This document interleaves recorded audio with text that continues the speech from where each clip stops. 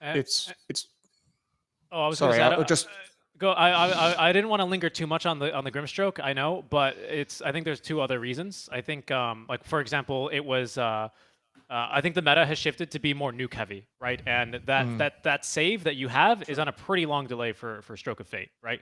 And the second reason is normally it's like, all right, we have a Grimstroke. What do we want to lane it with? I don't know, Jug, I guess. And then you have a Juggernaut on your team, and that is not have. I don't feel like he's been a bit of a weaker hero. Alvaro has got quite a distaste for him as well, so he can tell us more about that.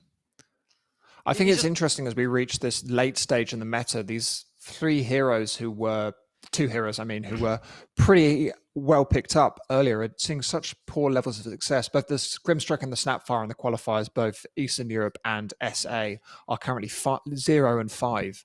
Both heroes, so that's 10 losses on both those two heroes, which is an interesting one as we move into the later stage of the draft with a TA and a Leshrac picked up on Nemiga and PuckChamp respectively. As we move into the last couple of picks, what do you think Nemiga are going to be looking to ban up to shackle PuckChamp as they look to tie up this game?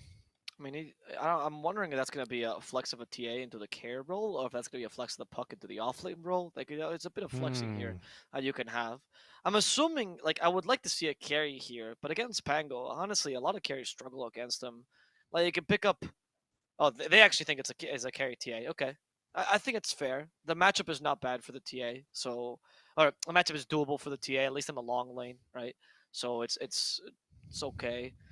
I'm thinking of other options that might be able to beat the Pango if you're going for a carry. They banned Phantom Lancer and the Terrorblade, so they might be considering Luna, perhaps. Not a bad pickup against Pango in the lane. A bit weak, actually, against all the PuckChamp. Yeah, I think the Luna is a bit risky. Picking it into the Lions, you can't play the illusion game.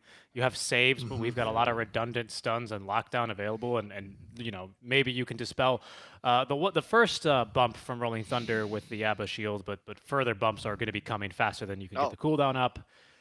They're I don't know. convinced it's carry TA. They're convinced of that. I mean I'm relatively convinced this is going to be a carry TA. We saw it yesterday a fair amount, and it looked very, very effective. And it looked effective in the major, of course, as well.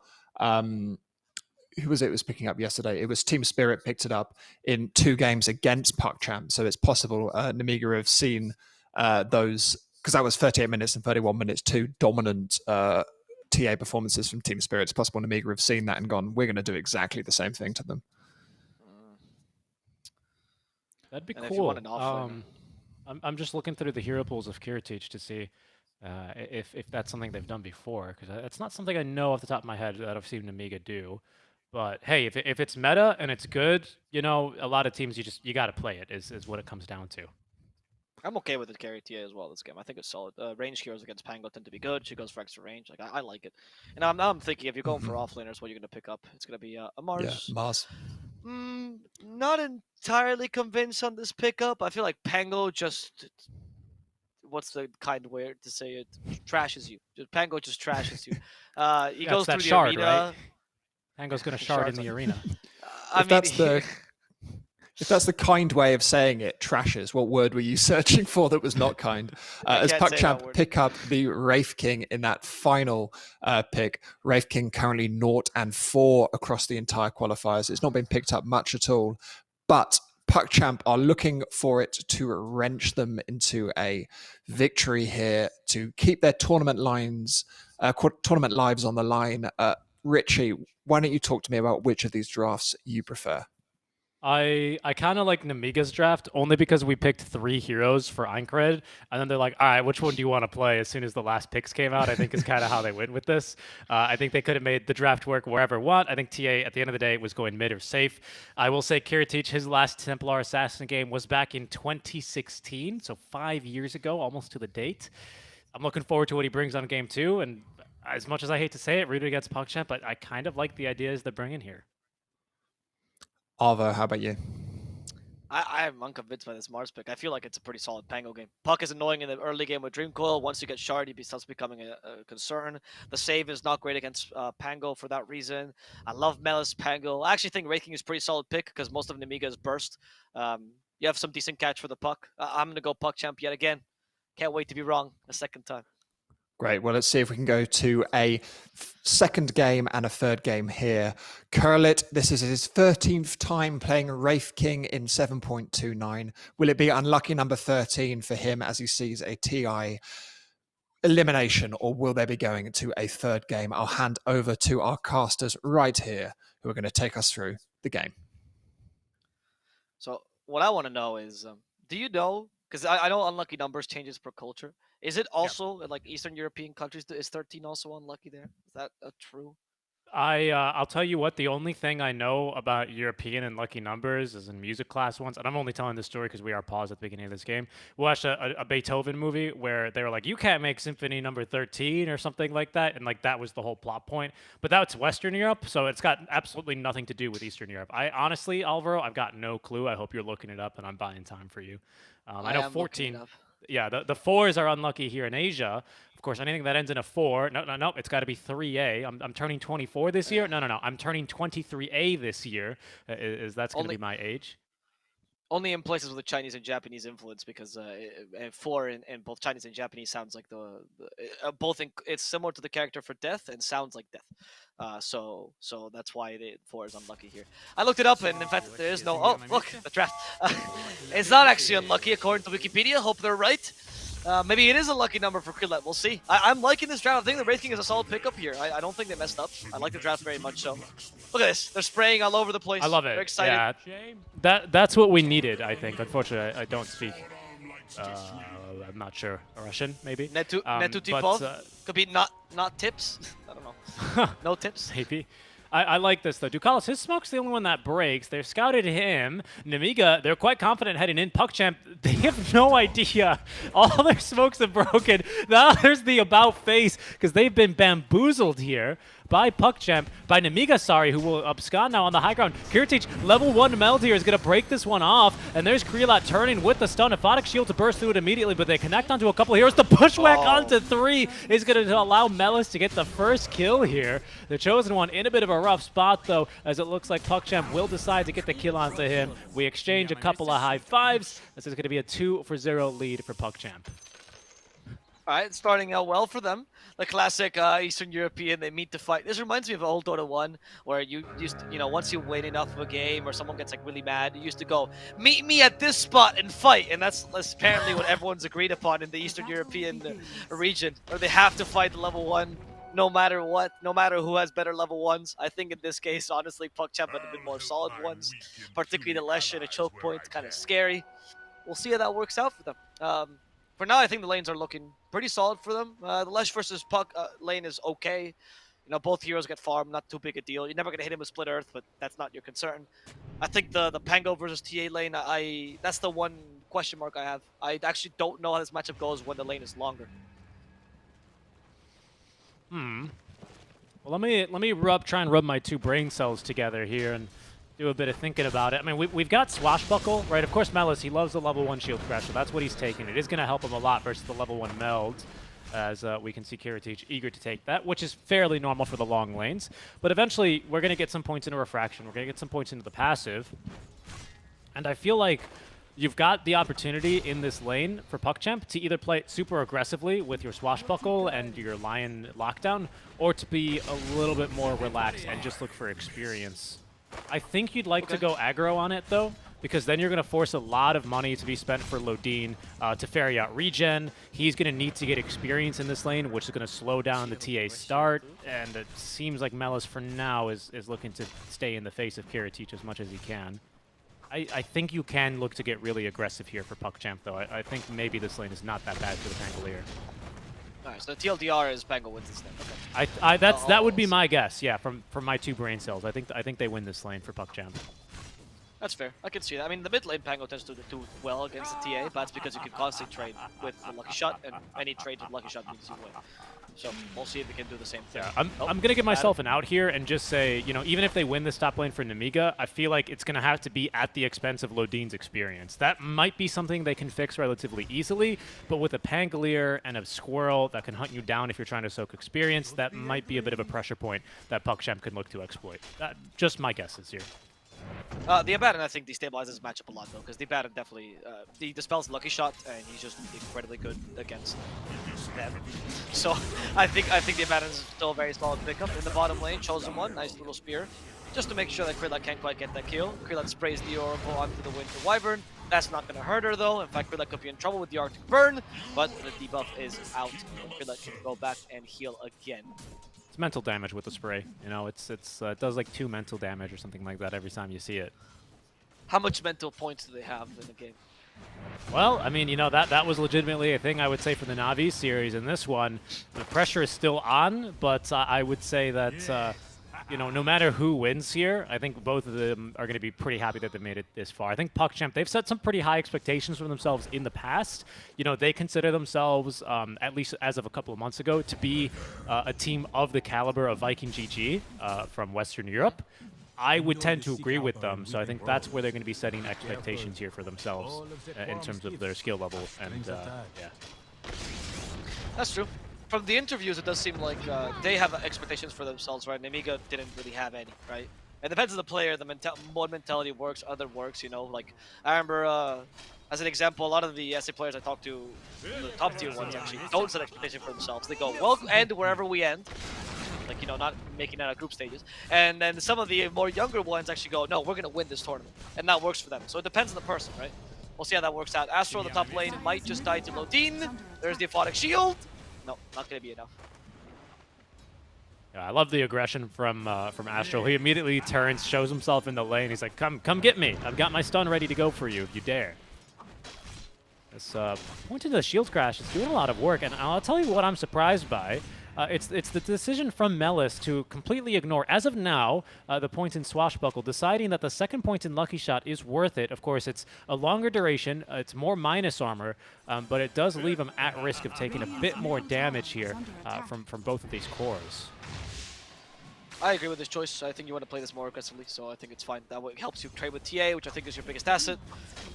Even helps you last another tower if you're a bit lucky. You went for the over corrosion anyway, so this combines with it. And then you're going to get the 2 points in Swashbuckle afterwards. But he is missing a fair amount of lasses, though, Melis under that tower. Not that difficult to last it with Pango under tower, but, you know, if Kuratich is there to annoy you, it's difficult. And the lane is not going this way, so you got to rub your 2 brain cells harder. No, yeah, it's not working very nicely. Krelat bottom lane it's not going very nice for him either. He's put down the spray, though. That's more mental damage here to Heaven. But he's so far doing a really great job securing space and plenty of last hits here for the Chosen One. 32-2 here. This man is leading right now, actually, the entire lobby in terms of CS. Over the Lesh, over both of our mid laners even. Yeah, he's quite happy with this lane. I mean, the lane between Mars and Wraith King tends to be pretty good for Mars, especially with the help of a Winter Wyvern to annoy this Wraith King a bunch. It's usually in the mid game where Wraith King gets an advantage, just by the sheer fact that when Mars comes to kill, you have a second life, right? So the burst combo doesn't work out against you. So it's not like Wraith King counters Mars by any means. In fact, Mars can even put him out of position and then really punish that. But the lane is usually when Mars takes a good advantage. All right, big whiff top. Melis tried to hit him with the Swashbuckle, so now he's taking the points at level 4. Hasn't worked out for them. Back down bottom, though. There's that spear onto Krelat. Arctic Burn damage is not going to tick him down. He's got 4 stick charges on top, so he'll be A-okay. Top lane, there's a first rotation. Einkred's coming on over with the point in the Dream Coil. They may have scouted him there, but it's not going to matter, actually, because Melis in a lot of trouble. Leashed up, can't use the Swashbuckle. Silenced, and now killed off by the snapping of the coil. Yeah, I mean, the Puck is... I think that Dream Coil in the early game, as I mentioned, is going to completely cancel the Pango. It's mid-20 when you start being able to do something against it because of the roll up. But early, it was always considered a counter to Pango before the Shark got introduced. So, yeah, I like it. I think it's a good start for Nemiga. Good rotation by Einkred, recognizing how weak that lane is, and also giving more space to your TA. And you have the perfect lineup, by the way, to play tempo. Because carry TA can go for Desolator much sooner. Some even skip Blink Dagger, go Desolator, Dragonlance, and into the BKB. And you get that push from Desolator alone, so that's sufficient to take down towers and start dominating the Bottom. map. Chosen One taking a fair bit of damage. All the skeletons are out here. The spear, though, pushes Krelot all the way back, doesn't stun him. Will that make the difference as Ducalis just needs vision for one more auto attack? He's going to be juked, though, as Chosen One's going to head south, while PuckChamp, assuming he went north, will find themselves empty-handed in the trees. Not enough mana for a TP scroll, though. We do have infused raindrops, as Ducalis in the trees is going to be able to find and top the Chosen One. Top lane rotation now is coming from the Leshrac with the Invis rune. I believe he TP'd to the tower. No, just walked here. Either way, he's going to find a TA all the same. Einkreit is the one to TP on over, but can't save Kiritich in time. Lodin as well was looking to close the gap, perhaps try and help with the Aphotic shield. Unfortunately, that shield, is going to end up saving his own life here, but just barely. Alright, Desperate trying to mirror the Puck's rotations, but as a Lush, you're a bit more limited. Like, you can be more proactive with these rotations and take towers because you just stand there and just murder whatever is near you. So that was good, but unfortunately, Puck is just faster most of the time. So if you're going for simple kills, Puck can do more, and he could also be even more reactive to Desperate. Unfortunately there, it didn't really work out for them, so they got a kill on TA, well done, but no tower as a result for Desperate. No tower. Yeah, he was unable to push with the 5-minute wagon mid lane, mostly because he did kind of go for your pretty standard build of the Lesh. He probably went 102 and then started maxing the Edict after that, after the point in Nova. So yeah, the Puck was able to rotate first because, push the wave. You're not scared against the push too early on from the Lesh, and then able to mirror the rotations very, very nicely.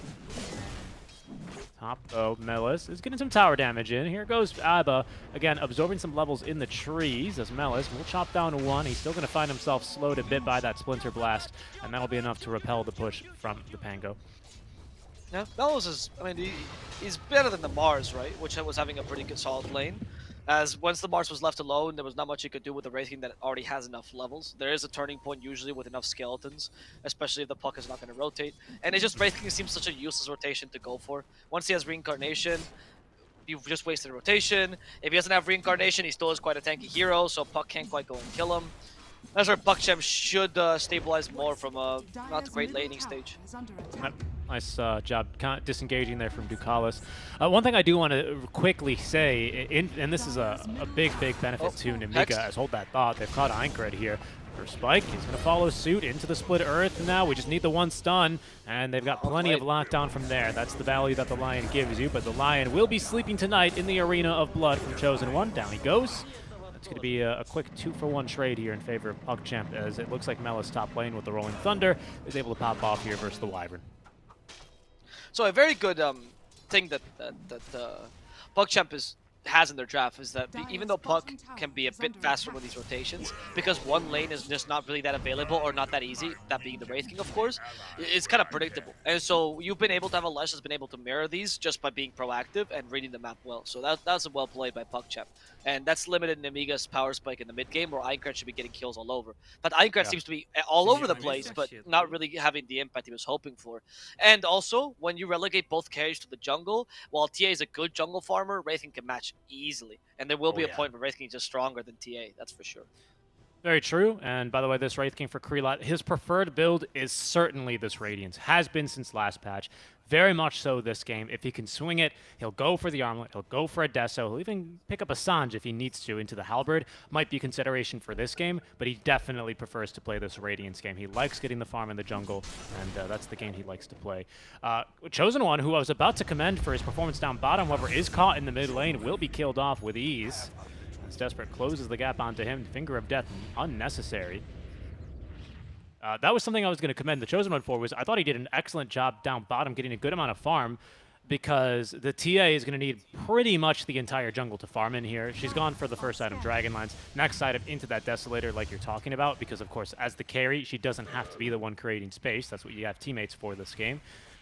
So it was important that Mars had a good start, because if you needed to have two heroes in the jungle, your pacing would have been really awkward for Nemiga. That said, this death onto the Chosen One doesn't bode well. Invisibility. No, that's true. And this another gang by PuckChamp. I mean, they're playing the Lesh closer to as if it was a Puck, honestly, which suits the Desperate's playstyle. They're not going to lanes and taking down the towers. They've only taken the mid tower, and now Desperate says, "Well, I mean, this is always an option." One of the beauties of having a much more farm mid laner, you can go for that kill, and you're still fine. Coil top will It did not work against Melis, and they're pushing bottom yet again. It's the Mars that is trying to defend this. The Catapult's still there, desperate. Already used one Diabolic Edict, chip damage, there's no Trim Protector, so that's going to work for them. And you can just rotate him top as well if you want to, and do the same thing top. It's so difficult now to match him, because you've out-tempoed the Puck. They go for Heaven as well, and Heaven does have the Winter's Curse. Should be fine, I'm imagining here. Unless he doesn't want to commit that Winter's Curse. Doesn't use the Cold Embrace. Or now, there we go. Not enough No mana mana for for the Sharpshooter. Bushwhack. Yeah. The rotation comes in time. Lodine might want to punish Melis. Melis should have enough mana for one last Swashbuckle though. With a magic stick, there we go. Melis like, oh, I'll bait him. I'll bait. Oh no, never mind. No baiting. Let's go back. Dire's top tower is under attack.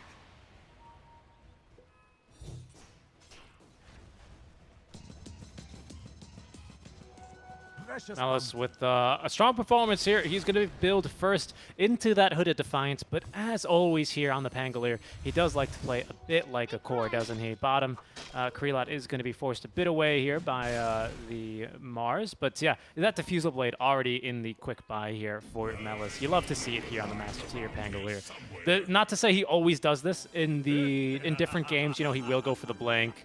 He'll still go for, you know, a couple of more core items if the game demands it. This one, though, he feels like he can get away with the Diffusal Blade.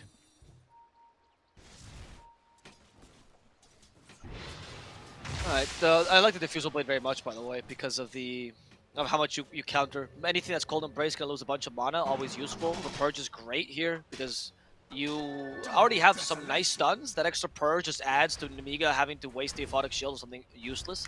Like, as you said, they have a lot of redundant stunning, but if you have to waste the Aphotic Shield and the Diffusal Blade Purge, that's great, right, for PuckChamp. Always get rid of that save. Desperate. Oh, okay. Actually, catch the Puck with a Split Earth. I got saved by that Aphotic Shield.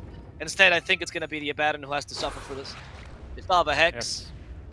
Diabolic Edict used. Max amount of damage for the least amount of mana. And at least a kill on a support, as in the top lane, they continue to push. Winter's Curse is committed here. They have a Sharpshooter. Oh, the Arena Blood. This is awkward. There's a phase shift. XD, sorry, internet.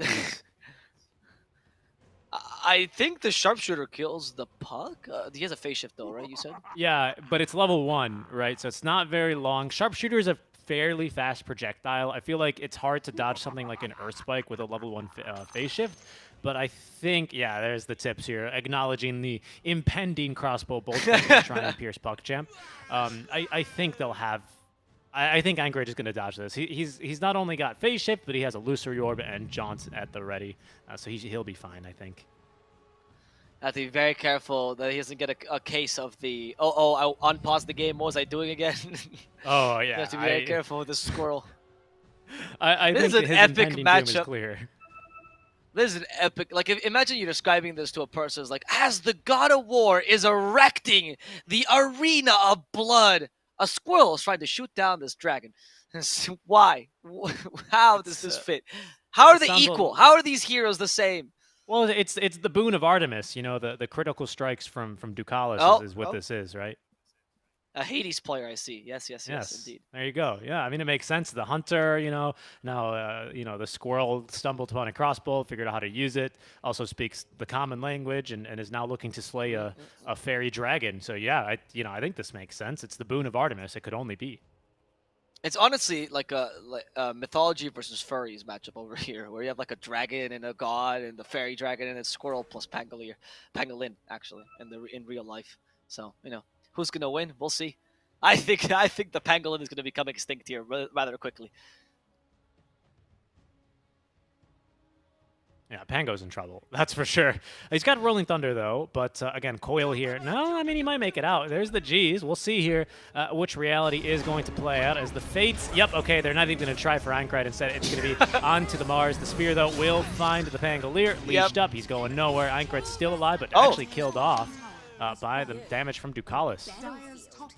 Nice. Well done. So Ducalis gets the win against Aincrad. I think that's... I mean, he can get a second kill. They just left Heaven alone. They have pushback. He's gonna die. Astral's even joining. There's no TP he's interested in. In fact, Desperate even came just to claim the tower. So Fortifies overall, I'd say that's a win for PuckChamp. Yeah. Big win. Yeah, pretty big one. Nemiga, the game got unpaused and things got a little bit hairy for them. As the Chosen One, at the very least, able to claim the kill onto Melis, but he's TPing right back in. He knows exactly where the Chosen One is going. Hops right over that spear. He's going to get bonked back a bit. We still have Rolling Thunder to use, as there's the Acorn shot. Bushwhack at the ready will connect onto him to one of the trees. Earthspike to secure the kill from Astral. And in the end, it is going to be Melis dying in exchange for 3 heroes and the Tier 1 tower at top lane.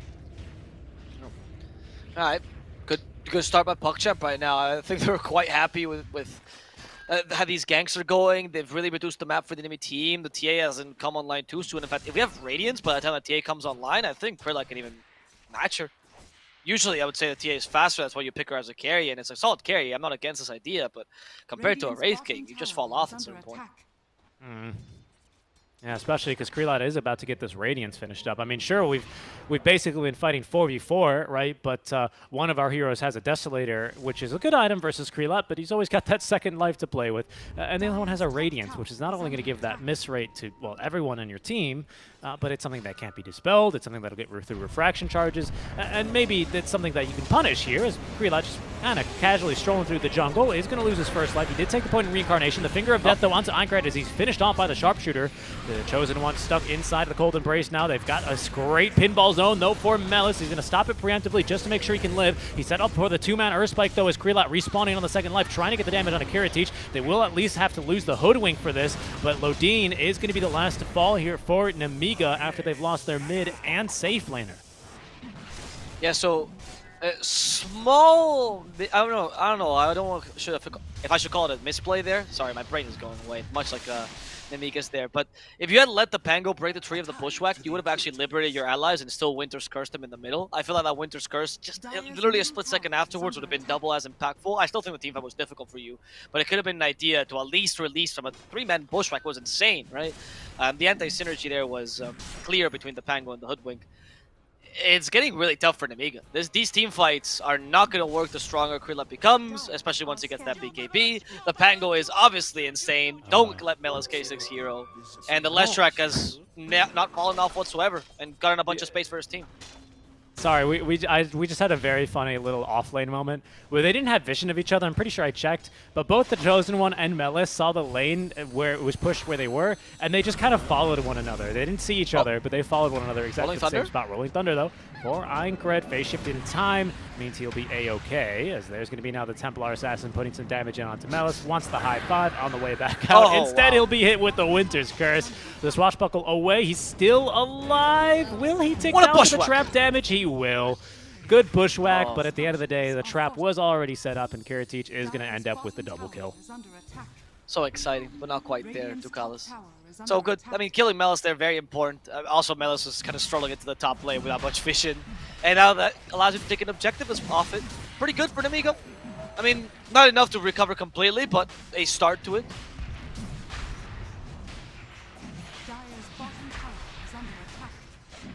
Kiritich just hit his peak, and he's going to go for the BKB now that we were talking about. That BKB is going to be the true point of inflection for this game. No need for the Blink Dagger. You're not there to cancel the supports. Buck will do that. You're only there to go and fight as a true carry. They did catch the squirrel, though, with the Dream Coil. How does it feel to be leashed? Apparently, doesn't seem to care as they go for Kiritich. Aphotic Shield will save her for a second. Bushwhack did miss there.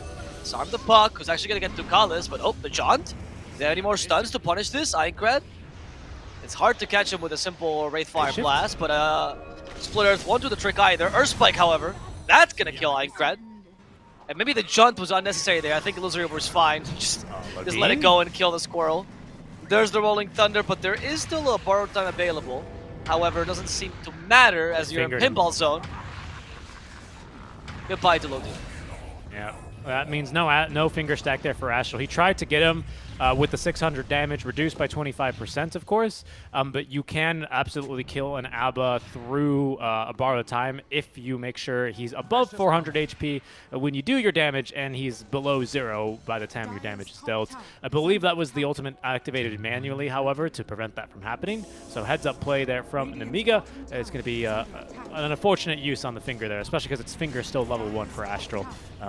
Regardless, a decent recovery after losing the Roche. In the meantime, Desperate did manage to get the tier 2 down bottom lane, and now without the ultimates, Nemiga aren't confident in fighting or defending this top tier 2 tower. And in fact, PuckChamp, they're posturing like they're going to continue up to high ground. I think they can with a Lash. I mean, just probe the territory, right? Dip your fingers into the water. Yeah, once you see the puck is there, there's no need to actually push it, but you at least force the puck to get there, and I think that's okay. You have the tools to do that. And then PuckChamp can go down bottom. They're going to go for a bit of a sweep smoke here. Let's see if this works out for them. I think Nemiga should be able to smell this out, though. No, they don't apparently, because Chosen One is going for a kill instead. I mean, he might be able to finish off Ducalis, and actually, the smoke is not going to work out because they were too divided. The two supports are going to die. Probably 2 free kills for Nemiga off a smoke from PuckChamp. Quite the win for Nemiga. Big win indeed.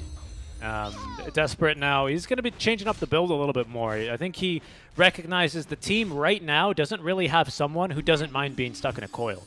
And I think given your composition, that should either be the Wraith King or it should be the Lesh, right? Because Lesh, even if he's in coil, I don't care. You know, pop all my abilities, make sure I have Edict going, and just make sure I'm doing the damage.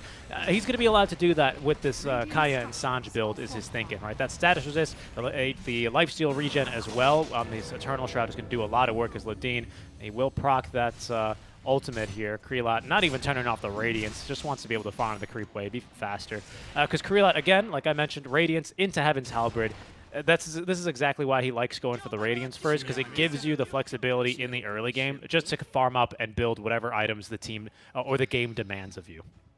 Yeah, I mean, I think this Radiance Heaven's Halberd build is really on point for this game. You cancel the TA, which is the main source of damage Nemiga has. The Puck can still become the secondary core, but because Puck has been very much cancelled in the early game, he's going to have to go into full recovery mode now, which means Nemiga will have to make an effort to give him the farm, right? Make an effort to allow him to get the recovery farm, probably a safe farm to some degree.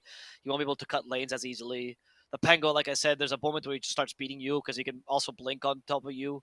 He's not going to need to go for the blink just yet, just Diffusal Blade, but he can itemize against the Puck if he feels like there's a need. For now, the Lion's already canceling you already as well. Oh yeah, that's not too big of a problem here, this Puck again, and that's the reason why you draft the Lion immediately after, right?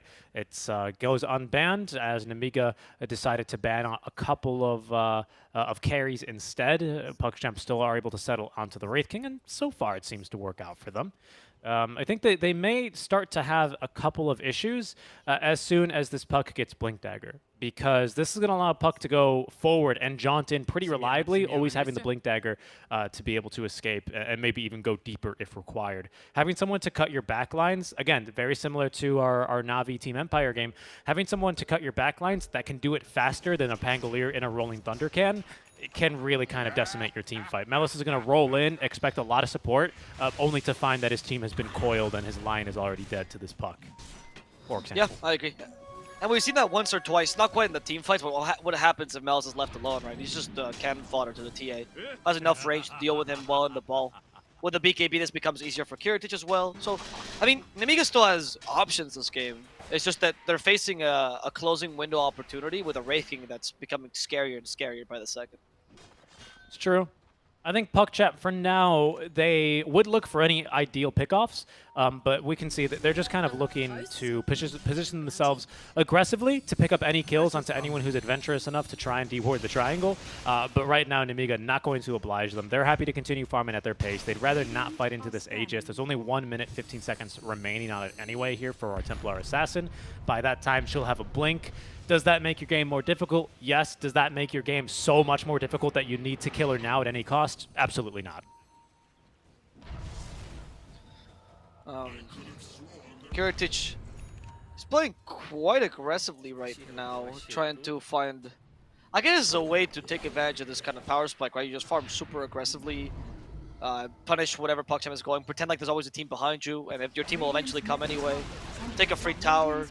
It seems like PuckChamp is a bit afraid, I think rightfully so, of Kiritich right now, because he has BKB just delivered. BKB Aegis, not a fun time to be fighting through him.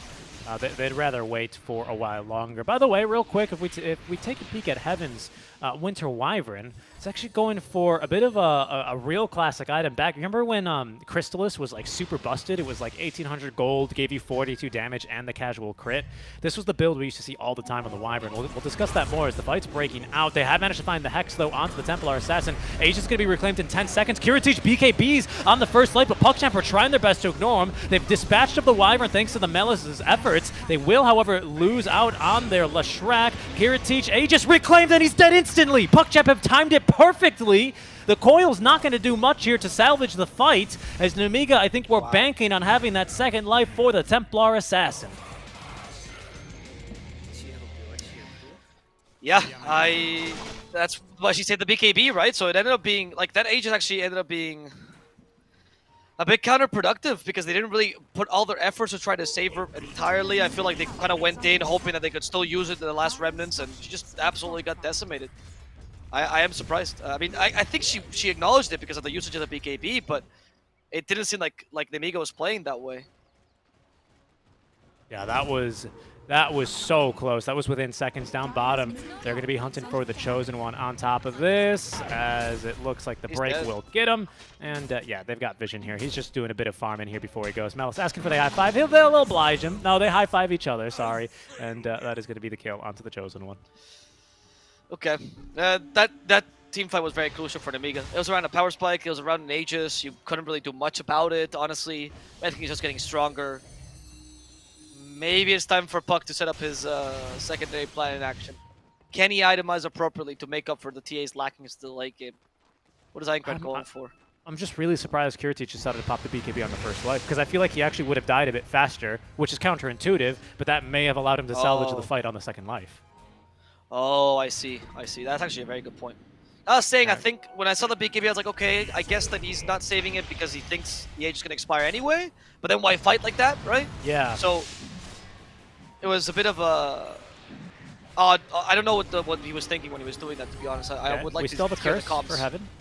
Silence onto 2. The Coil as well is going to allow one support to be picked off. Krelot trying to fight these backliners, but to be honest, Nemiga don't need the TA to do the damage to both supports. They die back instantly on the Squirrel as Melis is turning, trying to fight with the Rolling Thunder. Hit by the Silence instead as Kiritich BKB's up. They've managed to now pin Krelot to the walls. Melis is dead. There's the first life off the Wraith King, as in the low ground, Ducalis, who's just bought back, is hit with the Winter's Curse. Not going to do much, and Desperate flanking from the side here. Finds one hero here with the Split Earth. The Cold Embrace not going to do much versus all the magic damage of Desperate. Kiritich trying to TP away. They head him with the Yule Scepter just in time. Down into the Split Earth he comes, and they've got more than enough lockdown and damage to get through those refraction charges. 3 heroes dead for Nemiga, what turned into just 2 quick kills onto the supports.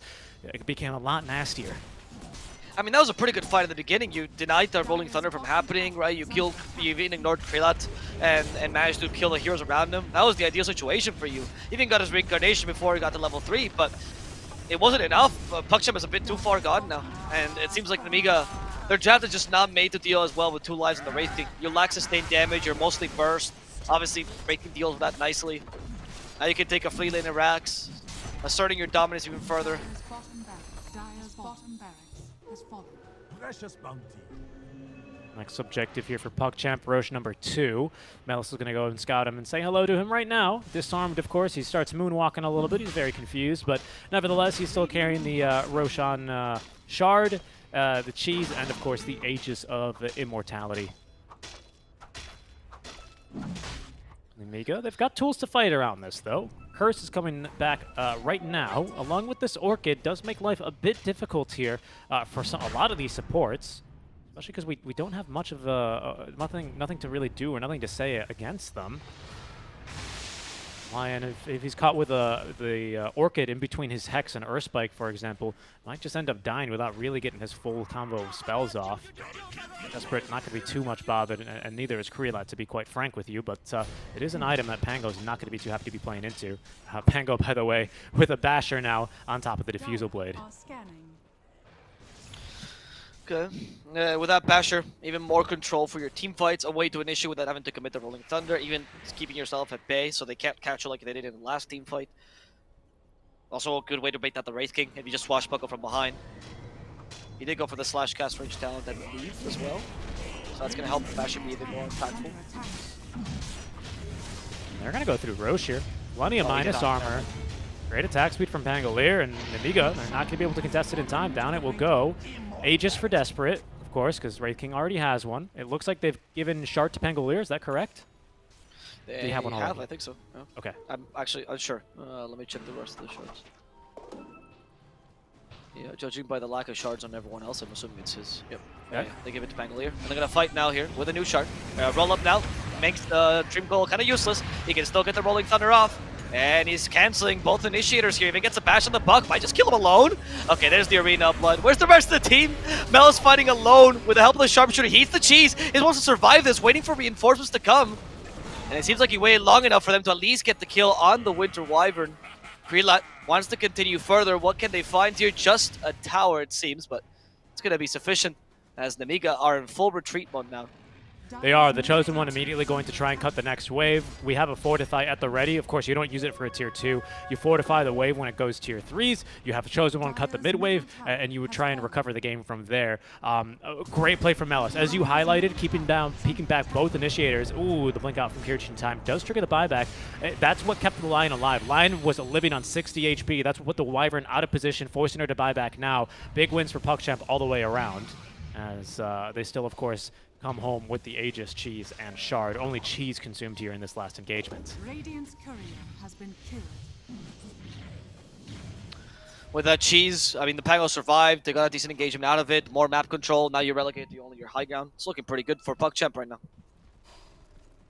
Yeah, Chosen One's cut a second wave. Now they're going to TP back for him, but unfortunately we can't quite catch him in time. So lots of space created. The rest of Nemiga actually are moving out of the base together. Not smoked, but would be ready to fight anyone here that they could see, or anyone who's meandering on over right underneath an observer ward, for example, like Melis is. They're not confident in making the jump. They're not really sure where the rest of these heroes currently are situated. Astral, though, he's an easier target. There's the two-man coil out from Einkred. The immediate lucky shot, though, from Melis, as they've actually snapped the coil onto Astral. He's going to turn, land a three-man Earthspike. Krelat going to follow up there with a big old stun onto the Winter Wyvern. Can't quite get through her fast enough. Einkred, his BKB now out, still looking to try and cut these backliners as they've been forced to use now the Winter's Curse just to hold down Krelat. Desperate, though, canceling the TP with the Yule Scepter. Support for support so far, but Melis with the bash looking to turn this one at least into the offlaner, as Desperate has run down to Lodine. Here's the Chosen One, arena up, but slowed to a crawl. Is going absolutely nowhere. Krelat and Melis will have 5 over his dead body as Desperate picks up the kill. Alright. 3 kills there for PuckChamp. Potential to go into the high ground if you want to. Still taking advantage of the Aegis. We did lose Ducalis though because of Einkred actually sniped him. Yep. He's going to continue to cut this wave as well so they can't get to the high ground as easily. But they have some creeps with them. Even if it's only one, that's enough to break the backdoor protection. Oh, It's the enough trap to get though. the Fortify out, and that's something you hate here, especially with the skeletons. They might not even get these creeps off the high ground. They will. Okay, that's good. The zombie skeletons. No, but they have creeps on the right though. So it's, They it's do. fine. Good point. Yeah. It doesn't matter here. They're gonna be able to take at least one lane of racks with these creeps. They can't clear them in time, unfortunately. Might even be able to continue further. I mean, that lane is so hard to depush, and the Puck has to join in here. In fact, he got caught out with the Yule Scepter. Split Earth. Oh, he didn't phase shift, but the Aphotic Shield will help him. Dream Coil, where's the roller from the Pango? Doesn't have it just yet. He's going to still bash Heritage, though. Melis is going to die. In comes the Chosen One, and he's going to try to kill everything but the Wraith King. In fact, the Wraith King might just be an easy target. Krelat, though, still surviving. Desperate. Walking in, giving some space to his carry Arena's to retreat, ready. who's still on a reincarnation. And Desperate might have gone a bit too far on. Never mind. Yule Scepter, cancel Destination. There's the Winter Scourge, but Krelat jumps in, hoping to kill the Winter Wyvern. Astral as well. The Hex onto Einkred. They just don't have the damage just yet. And they put Desperate against the wall. Desperate still healing. They're going to kill Einkred and Heaven with Krelat's insane amount of damage. That Blink Dagger surprising Nemiga with Desperate Spider Legs. Heritage trying to surprise the line. They will get Astral. Can they kill Heritage? Can they punish him for making this play? Apparently not. Krelat trying to get at least the reincarnation slow off. Instead, he's just going to die for nothing here. And now with the second life, they actually have a chance to actually kill him, but Desperate is making sure to keep Nemiga at bay. He himself has 2 lives as well, still keeping both. Aegis is up in 30 seconds, though, Avo. So Desperate, yeah, he's going to die to the tower. I think he's going to try. No, that's not enough damage with the 2 hits. So he's just going to let that regen kick in. Great trap being set by Nemiga. They're actually going to go on the hunt fantastic plays out from Astral. He lands the instant Hex there, the Blink Hex so aggressively onto the Puck, sets up for a 2-man Earthspike yet again, and that fight goes so poorly for them. PuckChamp, they know though, this scan lets them know that Nemiga are on the hunt for Desperate. They're looking for more. The Dire Scan is not going to be successful, though, and full HP now, ready to go for Desperate. Kiritich in right next to him, unfortunately. He's not going to know he's TPing in the trees, and he will be able to... He actually TPs back mid. He's going to go for a push. DP's back mid. PuckChamp seizing, like, I mean, they're winning right now, so it's like, why even wait for the next Roshan? Let's just try to finish this off already. Take the Mega Creeps. But you need to lead with the Wraith King if you want to do that. In fact, Desperate... Okay, they're done. They wanted to go for smoke instead. The sweeping smoke to try to see if they could bait him out. Nemiga didn't leave their base though, and they shouldn't in general. Ducalis. Can he find going anyone? through the back door here. Yeah, he still has the Bushwhack available. They're gonna try to murder the Abaddon first. Lodine survives. Rolling Thunder. Like, well, Melis is just going in. Doesn't seem to care. But Melis, they need some follow-up. They even use the Sharpshooter here. Everything just to at least stop the Abaddon. Trying to kill a Puck as well. Nice little Earthspike. That Winter Skirt's going to stay in for a second, but the Wind Woman's going to die regardless. And now they even catch up to the poor TA. Heaven's Halberd giving him a couple more space. But the BKB is activated by Kiritich. They can no longer stun her. Doesn't matter. Chosen One's a viable target as well, and Chosen One will fall. They go for Lodine, who is Force Staff, but is that going to be sufficient to save him? Oh. No dice. No cigar against that crit from Krelat. Only TA can run away as they're chasing after her. She's trying to create some space. And they caught up to her regardless. Too many stuns. That's going to be another kill for PuckChamp, who is now done with this. They want the tier 4s. They might even go swimming here in the fountain. It's a bit risky, but Nemiga, they've only got 2 heroes left to try and defend. Desperate, though, with the Edict explosions now. Plus 30 on that 25 talent. Makes quick work of these tier 4 towers. No Fortify available. Throne exposed. There's no Winter's Curse for 30 seconds. Krelat, just make sure there's no curse. Let's take care of that Wyvern. Melis, yep, just going to hit the brakes, make sure he doesn't die to the fountain. But the GG is dropped eventually by Nemiga. They'll be forced to strike the colors. The carry TA not working for them in game 2. Second series in a row here, Avo. Top 6 showing why they all deserve to be here. Going to another game 3. Yeah, I mean, I said it, you know, I thought PuckChamp's strategy was looking really strong this game. I thought that the Pango was a really smart pickup, and they really didn't have too many tools against them. We kind of saw the Pango being free once he got the shard, because Pango was only countered here by the Puck. And I'll stick to my guns here and say that the Mars was not the pick. I didn't see much utility from him really the whole game. I don't think it was because he played badly. I just think that there was just not much he could do. You stop the Wraith King, he reincarnates. Leshrac is too tanky. Pango could just roll through your tower or your walls. So it seemed like a much stronger game for PuckChamp, and they showed it. Let's see what happens in game number 3.